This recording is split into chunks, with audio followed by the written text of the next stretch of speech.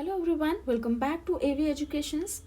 हम लोग RPSC assistant professor BADM का पेपर 2021 का पेपर 1 सॉल्व कर रहे थे। कुछ क्वेश्चंस हम लोग कर चुके थे, अब उसी के आगे हम कंटिन्यू करने वाले हैं इस वीडियो में। तो चलिए शुरू करते हैं। हमारा क्वेश्चन है, cognitive dissonance theory proposed by. Cognitive dissonance theory किसने प्रपोज की थी, यानी कि किसने दी थी? Robert L Katz, Francis Likert, Elton Mayo, Leon Festinger. तो ये थ्योरी जो है लियोन फेस्टिंगर ने दी थी 1957 में। और इस थ्योरी में इन्होंने बताया था कि मोटिवेशन, परसेप्शन और कॉग्निशंस, ये तीन चीज़ें जो है किसी इंडिविजुअल के, इनके बीच में कैसा रिलेशनशिप होता है। तो कॉग्निटिव डिसोनेंस थ्योरी में ये चीज़ कही गई है कि जैसे एक इंडिविजुअल है, उसके कुछ बिलीव्स होते हैं, ठीक है, तो वो उसके बिलीव्स और उसके एक्शन में जो कॉन्फ्लिक्ट होता है उसकी वजह से अनकंफर्ट क्रिएट होता है।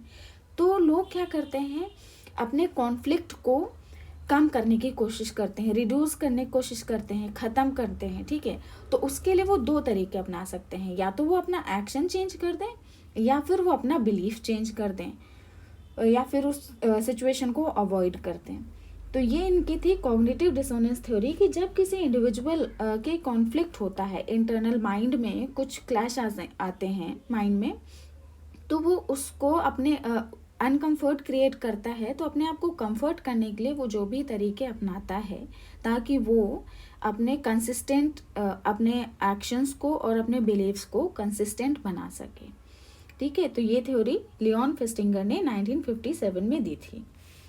Next question, the sum total of ways in which an individual reacts and interacts with others is called.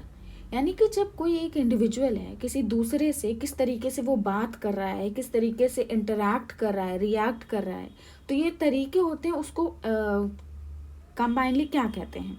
Learning, personality, values या परसेप्शन। तो ये होता है आपका पर्सनालिटी। हर एक इंसान की पर्सनालिटी अलग होती है, लोगों से बात करने का, रिएक्ट करने का तरीका अलग होता है। तो उन्हीं तरीकों को हम क्या कहते हैं कि वो इंसान की पर्सनालिटी ही ऐसी है।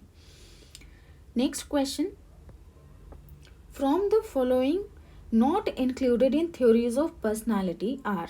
यानी थ्योरीज ऑफ पर्सनालिटी में इनमें से कौन सी चीज़ें हैं जो इंक्लूड नहीं होती?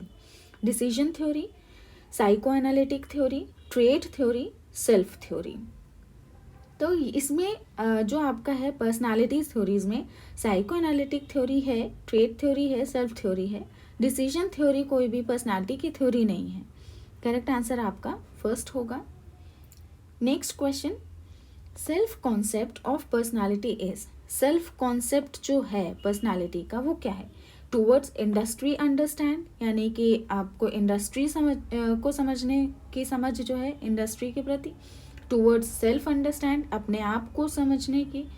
टूवर्ड्स गवर्नमेंट अंडरस्टैंड, या फिर सरकार को समझने के लिए। टूवर्ड्स फर्म अंडरस्टैंड, या फिर फर्म को समझने के लिए है। तो सेल्फ कॉन्सेप्ट है, तो सेल्फ कॉन्सेप्ट वर्ड से ही क्लियर है कि अपने आप को समझने, जो अपने लिए समझ होती है कि हम अपने आप को कितना जानते हैं, वो सेल्फ कॉन्सेप्ट है। तो towards self understand second answer होगा। Next question, managerial philosophy and approach of Japanese industries is based on the theory. Japanese industry की जो मैनेजरियल फिलॉसफी और अप्रोच है वो किस थ्योरी पे बेस्ड है? X theory, Y theory, Z theory, M theory. तो जापानीज की जो अप्रोच है वो जेड थ्योरी पे बेस्ड है। जेड थ्योरी जो है आपकी 1981 में एक बुक थी थ्योरी जेड, जो विलियम आउची ने दी थी। जेड थ्योरी विलियम आउची इन्होंने दी थी 1981 में। इनकी एक बुक थी theory Z, how American business can meet the Japanese challenge. तो उनकी इस थ्योरी पे बेस्ड है जापानीज इंडस्ट्री की फिलॉसफी। और इसमें क्या कहा था इन्होंने, ये थ्योरी क्या कहती है कि जो आपके ऑर्गेनाइजेशन के एम्प्लॉयज़ हैं उनको हम परमानेंट अगर जॉब दें, यानी कि लाइफ टाइम की सिक्योरिटी दें, तो उनकी लॉयल्टी हमारे लिए बनी रहेगी, प्रोडक्टिविटी भी इंक्रीज होगी। तो इसलिए उन्होंने कहा था कि अपने एम्प्लॉयज़ को सिर्फ ऑन द जॉब ही उनके वेलबींग का ध्यान ना रखो, ऑफ द जॉब भी रखना चाहिए, यानी कि उनकी पर्सनल लाइफ का भी ध्यान रखना चाहिए। नेक्स्ट क्वेश्चन है personality job fit theory given bye. Personality job fit theory किसने दी थी? Abraham Maslow, John Holland, vroom या फिर ह्यूगो मुंस्टरबर्ग। तो आपकी ये जो personality fit theory, job fit theory, ये जॉन हॉलैंड ने दी थी। और इसमें यह कहा गया था कि देखिए हर एक इंडिविजुअल के अपने अपनी क्वालिफिकेशंस होती हैं, अपने अपने स्किल्स होती हैं, उनका काम करने का तरीका अलग होता है। हर एक इंडिविजुअल हर एस्पेक्ट में कहीं ना कहीं अलग होता है। तो जो ऑर्गेनाइजेशन है उनको ऐसे इंसान को सेलेक्ट करना चाहिए जो उनके जो वर्क रिलेटेड कैरेक्टरिस्टिक्स हैं उनमें एकदम फिट बैठता है। इसीलिए कहा गया ना, तो उसकी इंडिविजुअल की पर्सनालिटी और जॉब की कैरेक्टरिस्टिक ये दोनों मैच करनी चाहिए। अगर ऐसे लोगों को हम काम पे रखते हैं जो उनके स्किल्स, उनके पर्सनालिटी से मैच करता है जॉब, तो वो ज़्यादा अच्छे से परफॉर्म कर पाएंगे। Next question, self fulfilling prophecy also known as. Self fulfilling prophecy, इसको और क्या कहा जाता है? Pygmalion effect, contrast effect, projection, halo effect. तो आपका जो सेल्फ फुलफिलिंग प्रोफेसी है ये, इसको हम पिग्मेलियन इफेक्ट भी कहते हैं, इसलिए करेक्ट आंसर आपका फर्स्ट होगा। Next question, motivation hygiene theory given by. Motivation hygiene theory किसने दी थी? Douglas McGregor, Edgar Schein, Frederick Herzberg या फिर मायर्स। तो motivation hygiene theory Frederick Herzberg ने दी थी। इसको हम 2 फैक्टर्स थ्योरी भी बोलते हैं। इसमें इन्होंने 2 फैक्टर्स लिए थे, एक हाइजीन फैक्टर्स और एक मोटिवेटर्स।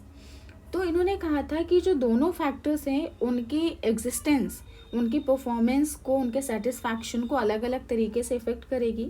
जैसे हाइजीन फैक्टर्स हैं, जैसे कि आपका सैलरी है और work relationship, job security, working conditions, ये अगर प्रेजेंट रहेंगे तो ये नहीं कह सकते वो जनरल सेटिस्फैक्शन देंगे, लेकिन इनकी जो एब्सेंट है, अगर ये एब्सेंट हो जाएंगे तो ये क्या होगा, बिल्कुल भी कोई काम नहीं करना चाहेगा। अगर हाइजीन फैक्टर्स एब्सेंट हैं तो लोग डीमोटिवेट हो जाएंगे। तो आपके जो हाइजीन फैक्टर की प्रेजेंस है ये जनरल सेटिस्फैक्शन दे सकती है, प्रिवेंशन ऑफ डिससेटिस्फैक्शन कर सकती है, लेकिन मोटिवेट नहीं करेगी। हाइजीन फैक्टर्स ये मोटिवेट नहीं करेंगे। और मोटिवेटर्स जो होते हैं, जैसे कि आपका अचीवमेंट है, स्टेटस, रिकॉग्निशन, रिस्पॉन्सिबिलिटी बढ़ा दी, प्रमोशन है, ग्रोथ है, ये सारे मोटिवेटर्स थे। तो अगर ये उनको मिलेंगे, ये फैक्टर्स अगर दिए जाएंगे वर्क एनवायरनमेंट में, तो लोगों का हाई मोटिवेशन भी रहेगा और वो ज़्यादा सेटिस्फाई रहेंगे। तो उन्होंने 2 फैक्टर्स की बात करी थी, हाइजीन फैक्टर्स और motivators. Next question, main principles of formal group are not included. Formal group के जो मेन प्रिंसिपल्स हैं उसमें से इनमें से कौन सा इंक्लूड नहीं है? Work specialization, chain of command, technological advances, span of control. तो प्रिंसिपल्स वर्क स्पेशलाइजेशन का प्रिंसिपल है, चेन ऑफ कमांड है, स्पैन ऑफ कंट्रोल है। टेक्नोलॉजिकल एडवांसेस कोई प्रिंसिपल नहीं है फॉर्मल ग्रुप का। करेक्ट आंसर आपका 3 होगा। Next question, which core job dimension is not included in job characteristics model. इनमें से कौन सा है डायमेंशन जो जॉब कैरेक्टरिस्टिक्स मॉडल में इंक्लूड नहीं किया जाता? Skill variety, task identity, task significance, job evaluation. Job characteristics model है, इसमें skill variety, task identity, task significance रहता है, जॉब इवैल्यूएशन नहीं रहता है, इसलिए करेक्ट आंसर आपका 4th होगा। Next question, techniques of conflict resolution are not included. Conflict resolution की टेक्निक्स में इसमें से कौन सा इंक्लूड नहीं होता है? Mental change, avoidance, descriptive evaluation, authoritative order. इसमें से आपका डिस्क्रिप्टिव इवैल्यूएशन कोई भी टेक्निक नहीं होती है कॉन्फ्लिक्ट रिजोल्यूशन की। करेक्ट आंसर आपका 3rd होगा। Next question, ERG theory of motivation propounded by. ERG theory of motivation जो है वो किसने दी थी? Vroom, Alderfer, Urwick, Atkinson. ERG theory हमारी दी थी क्लेटन पॉल एल्डरफोर। इनका पूरा नाम था क्लेटन पॉल एल्डरफोर। ठीक, करेक्ट आंसर सेकंड होगा। इस थ्योरी में इन्होंने क्या किया था, जो मैस्लो ने एक नीड हायरार्की थ्योरी दी थी, उसमें उन्होंने फाइव टाइप्स ऑफ नीड्स बताई थी। तो ERG थ्योरी में एल्डरफोर ने उन्हीं नीड्स को 3 कैटेगरी में डिवाइड किया। E फॉर है आपका एग्जिस्टेंस थ्योरी, एग्जिस्टेंस नीड्स, और R है आपका रिलेटेडनेस नीड्स, और G है आपका ग्रोथ नीड्स। एग्जिस्टेंस नीड्स में फिजियोलॉजिकल और सेफ्टी एंड सिक्योरिटी नीड्स, ये 2 नीड्स आती हैं कि आप सबसे जो बेसिक नीड्स होती हैं कि आपके पास खाने पीने का सामान, रहने का, ये सारी चीज़ें हों और आपके जॉब की सिक्योरिटी हो। ठीक है। रिलेटेडनेस में है कि आपको सोशल इंटरेक्शन हो, सोशल बॉन्ड हो थोड़ा सा, और स्टीम नीड्स भी इसमें आती हैं। ठीक है, थोड़ा पोर्शन रिलेटेडनेस में आता है कि आपके सोशल कनेक्शंस कैसे हैं, वो चीज़ें फुलफिल हों, सोशल नीड्स। और ग्रोथ नीड्स में आपका स्टीम नीड्स हैं और सेल्फ एक्चुअलाइजेशन नीड्स हैं कि आप एकदम क्रिएटिविटी के लेवल पे और सेल्फ एक्चुअलाइजेशन के लेवल पे पहुंच गए, वो नीड्स आपकी ग्रोथ नीड्स में हैं। तो इन्होंने नीड्स को टोटल 3 कैटेगरीज में डिवाइड किया था।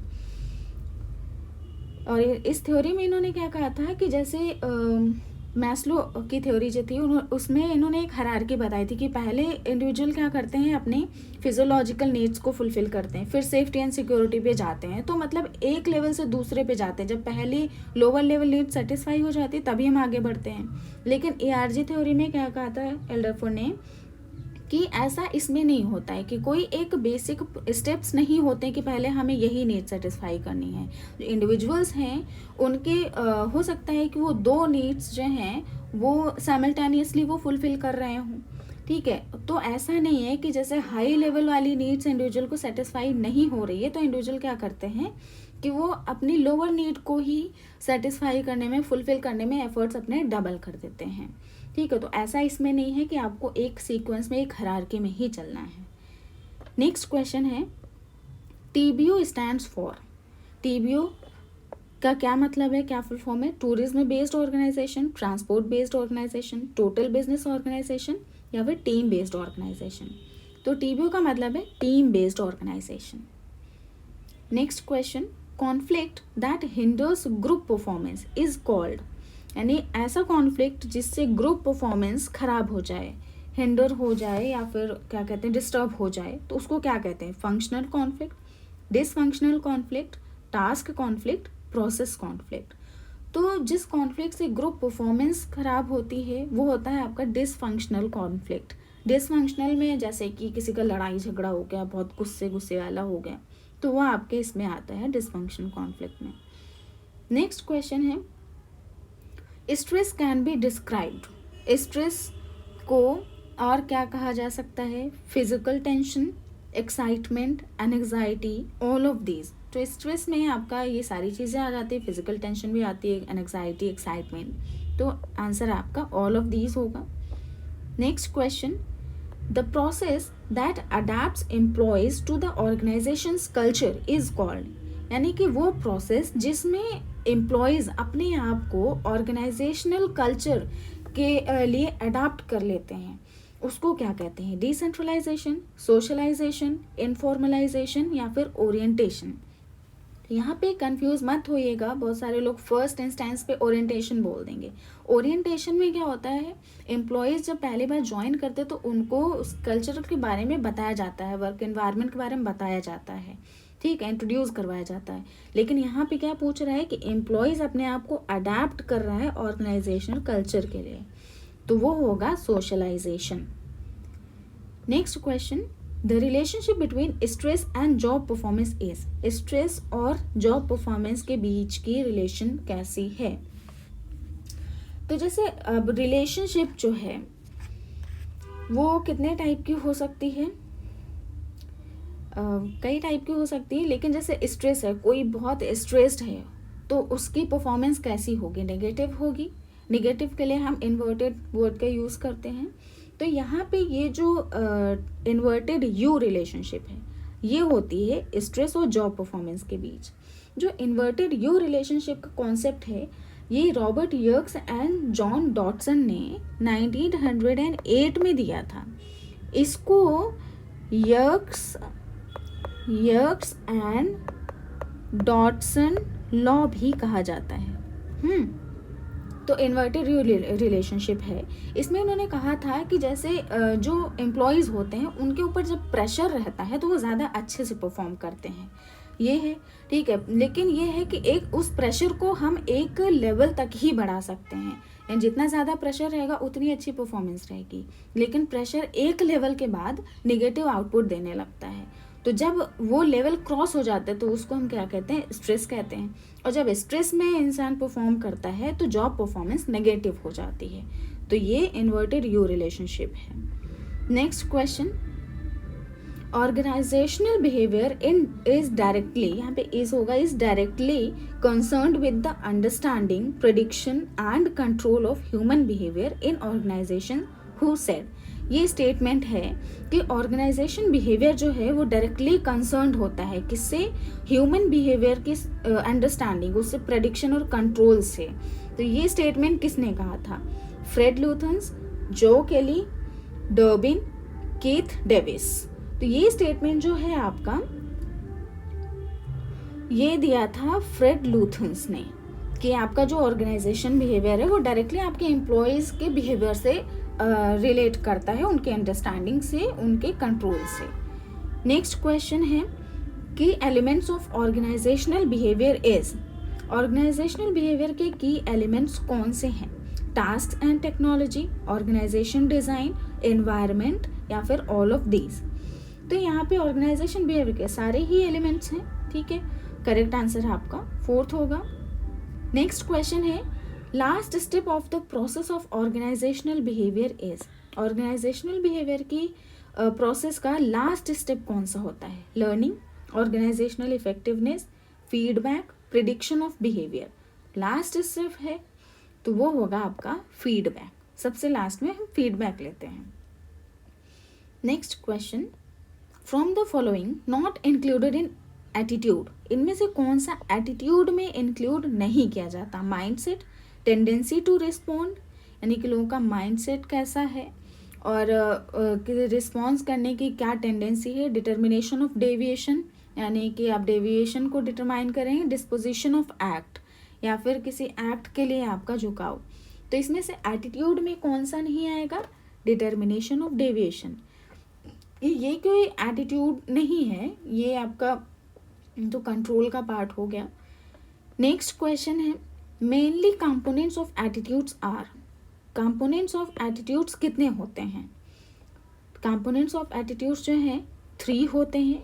कौन कौन से होते हैं, अफेक्टिव, बिहेवियरल, 3 कंपोनेंट्स होते हैं एटीट्यूड के, अफेक्टिव, बिहेवियरल एंड कॉग्निटिव। ठीक, कि आप किसी सब्जेक्ट को लेके कितना अफेक्ट हो रहे हो, उससे बारे में क्या सोचते हो, वो आपको कितना अफेक्ट कर रहा है और आप कैसे बिहेव करते हो, ये एटीट्यूड के 3 कंपोनेंट्स होते हैं। Next question, perception is the dash process, perception कैसी प्रोसेस है, cognitive, psychological, cognitive and psychological, environmental. तो परसेप्शन है वो कॉग्निटिव प्रोसेस है, करेक्ट आंसर आपका फर्स्ट होगा। नेक्स्ट क्वेश्चन है, a lot of what the human sees in the world is a result of past dash knowledge and learning, यानी कि जो इंसान इस दुनिया में देखता है वो रिजल्ट होता है किसका, हमारे पास्ट का नॉलेज और लर्निंग। तो पास्ट एजुकेशन है, पास्ट एक्सपीरियंस, पास्ट परसेप्शन या फिर पास्ट इंटरनल फैक्टर। तो ये होगा पास्ट एक्सपीरियंस, कि हम जो भी देखते हैं वो हमारे पास्ट एक्सपीरियंस और नॉलेज और लर्निंग उसी सब का रिजल्ट होता है। तो करेक्ट आंसर आपका सेकंड होगा। Next question, you can not teach a man anything, you can only help him discover it with in himself. Who said this statement, ये स्टेटमेंट किसने कहा कि आप किसी इंसान को कुछ सिखा नहीं सकते, आप सिर्फ उसे अपने अंदर ढूंढने में उसकी हेल्प कर सकते हैं। Galileo, Luthans, Costello and Zalkind, Hilgard. तो ये स्टेटमेंट आपका दिया था गैलीलियो ने। Next question, negative reinforcement is more dash to positive reinforcement, यानी नेगेटिव रीइंफोर्समेंट पॉजिटिव रीइंफोर्समेंट से ज़्यादा होता है क्या? Complex, easy, general, flexible. तो नेगेटिव इन्फोर्समेंट हमेशा पॉजिटिव इन्फोर्समेंट से ज़्यादा कॉम्प्लेक्स होता है, बहुत कॉम्प्लेक्स होता है। तो फर्स्ट होगा आपका करेक्ट आंसर। नेक्स्ट क्वेश्चन है, personality is sum total of इनेट and acquired disposition, who said this? किसी इंसान की पर्सनालिटी जो होती है वो उसके जो जन्मजात, जो यानी कि अपने घर परिवार में वो देखता है और जो वो दूसरों से एक्वायर करता है, उसी का सम टोटल होती है पर्सनालिटी। ये स्टेटमेंट किसने कहा था? Fred Luthans, Robbins, Valentine, Gordon Allport. तो ये स्टेटमेंट दिया था वैलेंटाइन ने। नेक्स्ट क्वेश्चन है, according to Fred Luthans scope of organizational behaviour includes. Fred Luthans के अकॉर्डिंग ऑर्गेनाइजेशनल बिहेवियर के स्कोप में इंक्लूड होता है, क्या इंक्लूड होता है?